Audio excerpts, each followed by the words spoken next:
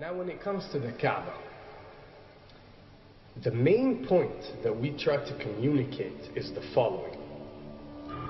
In Islam or in the Quran, God teaches that if all mankind and if all the jinn combine to sin and move away from God, then God doesn't lose one atom's worth of His kingdom. And if mankind and jinn combined to dedicate every second of their life to prayer and to worship of the one God, then God's kingdom doesn't gain one atom's worth as well. What does this philosophy teach you? It teaches you that God is not in need of you, or your practices, or your worships, or your prayers. You are in need of these practices and these worships. You are in need of God and not the other way around. If you can understand that philosophy, then you can appreciate prayers and what they are meant to do, which is basically enlighten you. So when dealing, for example, with the Kaaba, Muslims are required to go and perform Hajj one time in their life, and it's one of the 5 pillars of Islam. Growing up, most Muslims accept this, and most of them do it without questioning, and this is the essence of belief, and this is great. But at the same time, this doesn't mean that if you question or research, you're going to come back with negative or bad answers. The opposite is actually true. So when we started researching into the esoteric agendas and we started researching the elites, we found out how much certain type of practices and rituals can affect your lives. So when we went and placed this on Islam, we developed an even deeper respect for this religion and a far deeper respect for God and the Creator of us. So when you go to the Kaaba and you circle around it 7 times, the essence of this worship is not that you are worshipping a stone, or that you are worshipping a house, or that you are worshipping a Kaaba. The Kaaba is merely the focal point or the centerpiece that all Muslims have to unite and focus their energy and prayers towards in a practice that is actually worshipping God.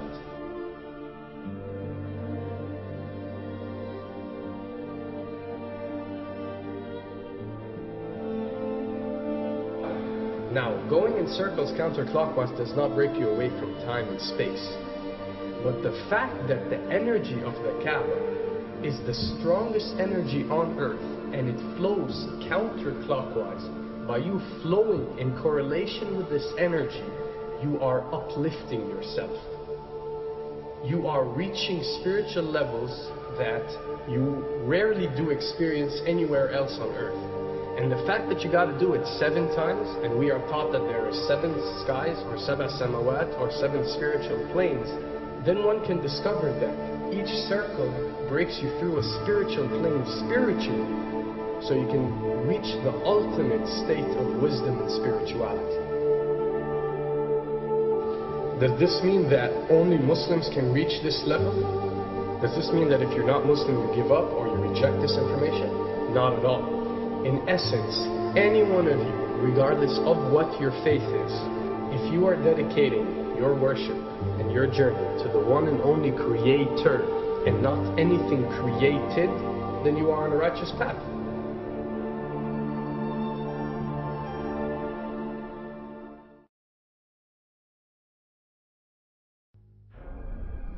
To begin with, the significance of 911. What you have to understand, and what we are trying to explain, is that when dealing with extra dimensions, or when dealing with beings from extra dimensions like jinn, for example, or when dealing with the Illuminati, or the elite, or people that follow a certain type of esoteric agendas, although me and you communicate through words and letters, they have chosen a different type of language. And this is a cross-boundary type of language. This is a language that goes across the boundaries, understood by all. And this is the language of numbers and shapes. And this is why whenever you do research about these groups, you'll find out that they practice something called sacred numerology and sacred geometry. What does this mean? It means that each number is given a meaning. Each shape is given a meaning. A meaning is communicated whenever a shape is presented or a number is presented by these specific groups. I'm not talking about random people or random groups. We're talking about specific groups that follow this type of agenda. When numbers are used, it signifies a certain type of meaning. When shapes are used, the same is followed. So, in their definition, in a numerological sense, 10 is the Alpha and the Omega, or the God. 11 is a step above God. 101 is a step above God. 911 or 911 is the skipping of God. It is the ultimate challenge. It is going from number 9, which has a specific meaning, to number 11 without going through 10. It's skipping God. So it's no coincidence that this event that we call 911 today took place on 911. It is the ultimate challenge. So now that we understood what 911 means, what other practice do we do that deals with 911? Calling a number whenever you are in an emergency. Now, creating an institution that helps people whenever they are in need of help and whenever they are experiencing an emergency is fine. There's nothing against it. There's no religion, there's no logical person on earth that will tell you this is wrong. But when you understand how sinister these elites are and the way they work on a level that's way beyond what you think. So the fact that when you're experiencing an emergency or when you are in need of help, you have to pick up a phone and dial 911, which is the ultimate numerological definition of skipping God, then you'll understand how these people work.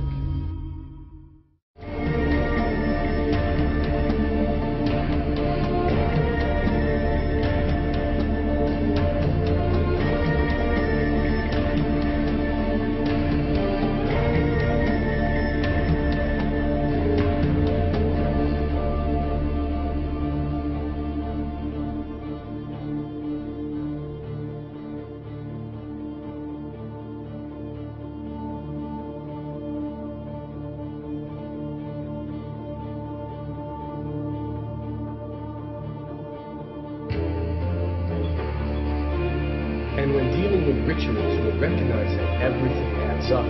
For something to be a ritual, everything has to be in place, everything has to be perfect. And my advice is, if you want to recognize that something is satanic, it has to add up in all sense. The numbers have to add up, the shapes have to add up, the event has to add up, it has to have one general meaning. The pieces of the puzzle fit perfectly. That's when you recognize when something is ritualistic or satanic.